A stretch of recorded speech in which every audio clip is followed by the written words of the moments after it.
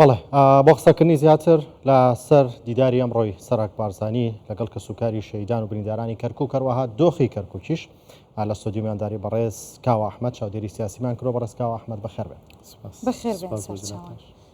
سەرک بارزانانی دی پەیاما خۆدا بۆ ماڵبەتێن شەهیدên vê domahiyê dûyî mehêl Kerkûkê gotiye xîna xweştiviyên me bi herwe naçît divêt sinûrek bi van neheqiyan bihête danan li Kerkûkê bi taybetî hemberî welatiyên Kurd li Kerkûkê û Kerkûk divêt ya hemiya bît û bi tebayî û çawa bêjin bêna kokî ev gelê henê bijîtin û divêt bi eql û lojîk ev kêşeyên henê bêne çareserkirin. Aya ew eql û lojîk li Iraqê heye heta em behs bikin bihên کێشەیە چارەسەرکەن؟ بەناوی یێزانی بەرزی درۆڤان بەڕاستی ئەم هەنگاوی جەنابی سەرۆک چاوەڕوان کراو بوو چون داخوازی خەڵکی کەرکووک بوو و پێویستە خواز بوو کە بۆی کە جەنابیان لە نزیکەوە ئەم بۆی کە پێشترش تا چاودێری دۆخەکەی کردو و بەیاننامەی جەنابیان بەیاننامەی دڵخۆشکەر بوو بەڕاستی. سەبار بە پرسیارەکەی جەنابێت بەداخەوە لە سەدەی ڕابردوو گەلی کوردستان لەگەڵ ئەم ئەقڵێتە عروبەی پاوانخوازیە کە بەداخەوەی سەش بۆتە مەزهبیش دەست و پەنجە نەرمەکە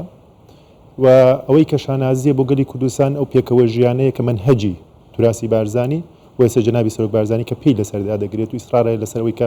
پێویستە ئەو شانازیە بەردەوام بۆ کورد بێ هەرچەند بۆ بە قوربانیدانی گەلی کوردستان تەواو بووە. هەنی مێژووی ڕابردوو مێژوویەک بووە کە ئەو توراسی پێکەوە ژیانە لەسەر قوربانیدانی گەلی کوردستان بۆ ئەوەی کە لە دوی نوێژ ڕوویدا بەداخەوە لە کەرکووک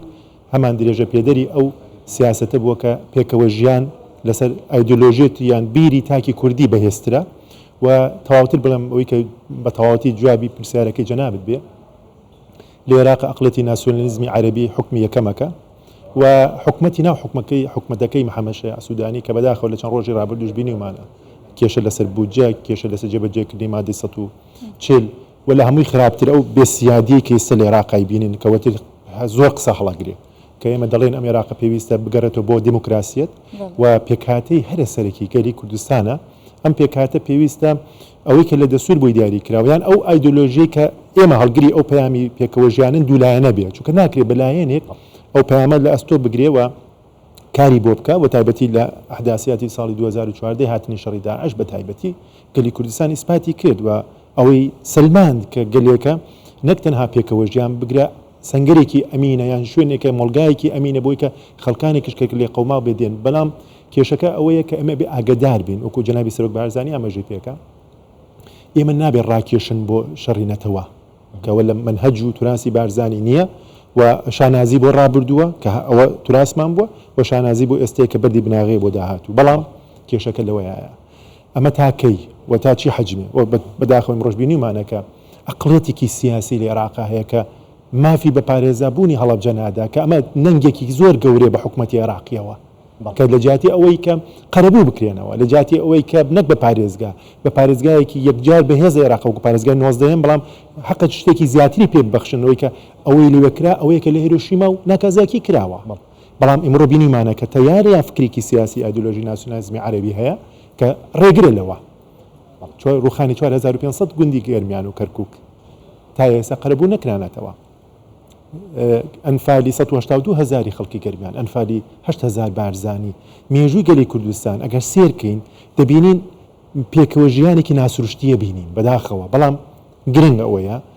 کورد لەسەر ئەوە پێدا بگرێ و بەردەوام بێ لەسەر ئەوەی کە پێکەوە ژیان ئەوەیە کە کورد خاڵێکی هەر بەهێزە بۆ گەلی کوردستان بەوە دەکاتوانین لەگەڵ نەتەوەکان و مەزاهبی تر لە عێراقا بژیت. بەڕێزکاوە ئەم دۆخی کەرکووک تۆ باست کرد ئەو ئەقڵێتەیە کە لە بەغدا هەیە بەرامبەر بە کورد و بەرامبەر بە خاچی کورد و پرسی کورد ئێمە خۆمان چی بکەین کە ڕێگری بکەین لەمە یاخود بتوانین چارەسەرێکی بۆ بدۆزینەوە یەکگرتووی خۆمان لەسەر و هەموو شتێکەوە نییە بۆ چارەسەریان پرسە من لەگەڵ ئەوەدا ماڵی کوردیەکە پێویستە ماڵی پارتی کوردی یان ئەحزابی کوردی یەک بێ ئەمە خاڵێکی زۆر گرنگە پەیامی نەرمی جەنابی سەرۆک بە تایبەتی بۆ ئەوەی کە ناوخۆی خۆمان بگەڕێنەوە سەر ئەو بابەتەی کە ئێمە پێویستمان بەیەکە و ئەو ڕنگانە چەند بەرفراوانتر بیان ئەو ڕنگانە چەند لە نزیک یەک بن لە کۆکراوە بن دەتوانێت ئامانجێکی باشتر بپێکی وەکەوەی کە شاندی حکومەت لە چەند ڕۆژی ڕابردوو بینیمان کێشەکە چۆنە کێشەکە لەوەدایە ئایا ئەمە ئەوەی کە لە ڕەواڵەت دەیبینن دەستور جێبەجێ ناکرێ و مافە دەستورەکانی هەرێمی کوردستان پێشێ لەکرێ بەڵام ئایا لە پشت ئەمە ئەوەی کە ئێمڕۆ بینیمان لە عەربەت ڕوویداوە یان ئەوەی کە چەند ڕۆژی ڕابردوو لە کەرکووک ڕوویداوە ئەمەیە کێشەکە کە چەند کاریان لەسەر هزری تاکی کوردی کردووە کە بەداخەوە من پێم خۆش ئەم پەیامە بگاتە بینەرانی خۆشەویست. ئێوە بینیتان 2 معجزە کرا لە کەرکووک. معجزە چییە؟ ئەوەی کە تۆ بەدەستی بەتاڵ بەرامبەر بە بەهێزترین چەکەکانی سەردەم ڕاوەستی خۆپیشاندانێکی خۆڕسک کە هیچ پەیوەنددار بە بارگاوە نییە، تەنها پەیوەنددار بەوەیە کە ئەو تەحەدایە لە گەڕێکی کوردی لە کەرکووک قبول ناکرێ و پێویستە ئەو ڕێگا بکرێتەوە و بابەتی بارەگە بابەتێکی یاسایی دەستوریە وەکو لە مەنهەجی وەزاری لە خاڵی سیانزەدا هاتووە و ڕێکەوتن لەبینەوە ئەو کابینەی کە محەممەد شەیع سوودانی پێک هاتووە لەسەر ئەو ڕێکەوتنە بۆ کە لە بەندی 12 و 13 کە بەندی 12 تایبەتە بە شەنگال و بەندی خاڵی 13 پەیوەنددار بە ئاساییکردنەوە حەقی ممارەساتی ئەحزابی سیاسیەدا لە کەرکووک و نینەوە مووسڵ و سەلاحەدین و ئەو شوێنانە. بەڵام کێشەکە لە چیایە؟ بەداخەوە ئایدۆلۆژیەتی کوردی لەژێر ماشینێکی ئیرهابی فکری کە ئەوەی کە تەنها کورد وابەستاکەن بە مادیات یعنی موچەیە کوردانی داڕوخاو بۆی کە وەزعی ژیانی خۆی معنی بەکو کەسێکی پلە دوو ببیندرێ و ئەم کارکردنە بۆ تێکشکانی فکری کوردیە کە باوەڕی و ئیرادی لە دەست بدا بۆی کە ئەوەی کە پێ بەسەریا ئەسەبێندرێ قبولیکە. بۆیە بابەتی نائاسایی کەرکووک ئەوەیە کە قابل قبول نییە و ئەوە شەوکو جەنابی سەرۆک ئاماژەی پێکە ئێمە خوێنی خۆمان نەبە فیرۆ دەدەین نەبە فیرۆش دەڕوات ئەوەیە کە ئێمە دائیم قۆناغ بە قۆناغ بەرەو پێشەوە دەچین. بەڵام لە هەمووی گرنگتر ئەوەیە ئەم بابەتانێک ئێمە داوای یەکبوون و یەکڕیزی دەکەین یان هاوڕێزیەکەین لە گەلی کوردستان بە تایبەتی پارتی سیاسەکان لە گەلی کوردستان ئەوەیە ئایا ئەقڵیەتی بەشە لە پارتە سیاسەکان گەیشتە ئەو ئاستەی کە خوێندنەوەی بۆ بەها باڵاکان هەبێ؟ ئایا کێشەی حکومداری لەگەڵ ئیدارەی کیانێکی کوردی لە یەک جایکاتەوە یان ئەوەیە کە دەبینین بڵنگی زۆر ناشاز دەبینی زۆر جار لە بەناوەندان پەرلەمان کە چۆن نوێنەری گەلی کوردستان ئەحزابی سیاسی ئەوەی کە دەڵێ زۆر مەترسیدارە ئەنی لێدان لە ئیرادە و ینی فکری تاکی کوردیە کە بۆی کە باوەڕی بە کوردایەتی نەمێنێ باوەڕی بە ئەو منهەجە نەمێنێ. من شتێک نمونەیەکی کورد بۆ جەنابتان دێنمەوە. بۆچی کە کەسێکی عەرەبی بڵێن ئەوەی کە پێی دەڵێن هاوردە یا مستەفید کە هاتووە لە کەرکووک بە بڕیارێکی ساڵی 1975 و 79 هاتووە باشە دێ ئمڕۆ لە کەرکووک دێ بە هیچ ئیمکانێتە دێ لەوێ پاوانخوازی ئەرزەکانی سەرگەڕان و منتیقەی داقوق و خزمانی کاکەی و ئەو سنوورانە دەکات. من پرسیارەکەم بۆ دێت؟ ئەی باش ئەوەی کە لەسەر خاکی خۆمانین بۆچی دەست بەها پیرۆزەکانی خۆمان نەگرین؟ بۆ نابێت جایکەنەوە ئیدارەی حکومڕانەیەکی ئەوەی کە پێی دەڵێن خزمە گوزارەکان لەگەڵ بەها گەورەکان بەها پیرۆزەکان لێک جایکەینەوە. ئەوە خاڵک گرنگەکانە. خەڵکە تەخسیری نەکردیە بەڕاستی ئەوانەی ئەو ناوچانن یان من ئاماژەم پێ کرد ڕاوەستانە و دەستیاندانە هێلانە هەتا بە تەڤڕ و مەڕکێ پێشیا ئارتێشە عێراقی بزری پۆش و تانکێن وان گرتیە. من ئاماژەم پێ یا پرسیار ئەوەیە ینی چاوە کورد دشێن هەوڵاتیین کورد لە کەرکووکێ بپارێزن دناو دنیایەکێ کێشەیاندا و پێشی هەڵبژارتنین ئەنجومەنی پارێزگەهان یعنی ئەوا تێتەکردن هەموو مەسەلە سیاسیە. کورد مژیلکردنە لە ناوچەیەندە دەستێ حکوومەتە هەرێما کوردستانی بە موچە و بودجەی لە ناوچەیەن دنجی توتبینی بگشتی من ناوچەیەن مادەیا 140 ڕەوشەکە نەئاسایی هەیە ژە شنگالی حتا خانەقین بگرە کورد چاوە تشێتن یعنی کوردبوونا خۆ بپارێزیتن هەمبەری vêzul mustemi rawastîtin û ev navçe jî heta dimahiyê ne li jêr vê dagîrkariyê bin bi çi rengî? من ئاماژەم پێ کرد بابەت یەبی لێک جایکردن و ماڵی کورد و تاکی کوردی ئاماژەم پێ کرد معجزە دروستەکە بە دەستی بەتاڵ بینیمانە کەرکووک وەیشی بینین لە داهاتوو ئەوە دەکرێت لە بۆ ئەمە جا دەکەینەوە من یەک شت دەڵێم یەک شتێکەیە ئەگەر هیچ شتێک کۆمان ناکات و با کەرکووک کۆمان کاتەوە ئەگەر هەر شتێک مەبەستم ئەحزابی سیاسیە لە کوردستان ئەو پارتە سیاسیانەی کە لە کوردستان هەموو ئێستا فۆکسیان خستە لەسەر موچە ڕاستە ئەرکی حکومەتە خزمە گوزاری پێشکەشکە بەڵام پرسیار ئەوەیە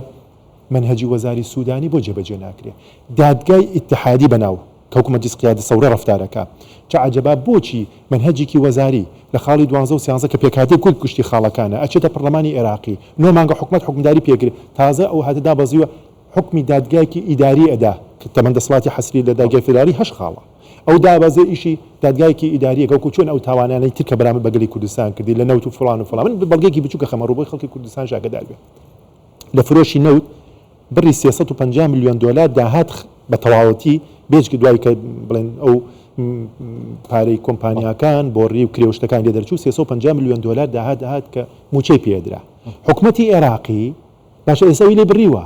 ئەنی ئەو فرۆشتی نوتی لێ بڕی بەڵام لەگەڵەوەشا چی پێ ناتوانێت لەنەوە 2000 زیاتر بەرمیلیش و ئیستیعابەکە وەربگرێت کە بێخۆ حکومەت هێرم 400 بەرمیل نەوت بۆ شێوە کە ئەڕۆی پێشووتر ڕۆژانە ئەڕۆی واتە ئێستا 90000 ناتوانێت بڕە من ئاماژەم پێکرد ئێمە ئەگەر گلەی بکەین لە تاکی کوردی غدر لە خۆمانەکەین بەڵام وەرە بەشێک لە ئەحزابی سیاسی یان پارتی سیاسی لە کوردستانان باوەڕکەن ئایدۆلۆژیەکی ئەوە کار لەسەر فکر و ئایدۆلۆژی تاکی کورد و هەرسێنان بە ئیرادەی تاکی کوردیەکەن شۆڤێنەکانش بەو شێوە ئاڕوە ئایا نەزانینە و ئایا لەژێر ئەقڵێتێکی ئیستیخباراتیە ئەمنین وڵاتانن کە متزانی بەرژەوەندی هەرێمایەتی کە هەمیشە کاریگەری هەیە و ئەوەی کە ئەمڕۆ دەبینین هەنگاوەکانی محەممەد شیع سوودانی هەنگاوەکان بەرەو ئیجابی بوون دەبینین کە هەنگاوەکان بە ئاراستەیەکە ڕوە کە ئێوێ کێشەی لەگەڵ کورتە ئاستێک باش کەم کاتەوە بەڵام لە ناکاو دەبینین خێمەیەکی فیتنە لە کەرکووک هەڵە درێ مجموعەیە خەڵ بە پاس دێن لە خواری عێراقەوە دێن لە مزگەوتێک لە مزگەوتەکانی شاری کەرکووک هەموو دیکۆمنتەکان لای ئێمە کۆ دەکرێنەوە ئێوارەکەی دێن لەوێ خێمەیە هەڵەدەن لە بەردەم بارەگایەکی حزبێکی پارتێکی مەدەنی کە بەبێ بەندی سیانزەی منهەجی وەزاری مافی گەڕانەوەی بۆ بارەگاکەی خۆی نەگەڵ بارەگایە کێشەکە لەوەیە ئێمە ڕوونکەینەوە بۆ خەڵکی کوردستان کێشەی پارتی مکای کوردستان بارەگا نییە کێشەی ئێمە داخوازیەکانمان لە پاراستنی مافەنەتەوایەتەکانی گەلی کوردستانە کە پارتی مکاری کوردستان خۆی بە خاوەندارێکی تەواوی ئەو بابەتە ئازانێ بۆیە لە هەمووی گرنگتر ئەوەیە ئەمە یەکش جیاکەینەوە ئەگەر پارتە سیاسەکان لە گەلی کوردستان وابیرکەنەوە بەم ژاوەژە دروستکردنە بەم کێشانەی کە بەردەوام دەبینن بەشێکی کەم لەو ئەقڵێتێکە هەیە بیلەوە کاتێک کە ئیرادی تاکی کورد بشکێنێ دەسەوەرەکەم ئەو مێژوو پێمان دیارێکە کە شوێنی ئەوانە کوێیە و خەڵکی تریش پێشتی دەسیدا بۆ بابەتەکە بۆ ئاراستە بڕۆ بەڵام گرنگ یەک شتێکە ئەم داخوازی خەڵکی کوردستانە و ئەوەی کە جەنابی سەرۆک بارزانی ئاماژەی پێکا یەک دەستگرتن بە پێکەوە ژیان کە خاڵی جەوهەری ئێمەیە کەواتە لەو شارە خەڵکانێکیان ئێمە لەگەڵ ئەوەی دەتوانین شاری هەمووانە بەڵام بە ناسنامی کوردستانی بوون کەرکووک ئەوەیە کە بە پێی مێژوو بە پێی ئێستا و داهاتوو شارێکی کوردستانی و پێویستەکە پارتە سیاسەکان بەبات لە خاڵی کۆتایی قسەکان ئەوە بێ با کەرکووک هەمومان کۆکاتەوە بەڵێ بەڕێزکەوە ئەحمەد چاودێری سیاسی سوپاس گەلێک سوپاس خێر هاتن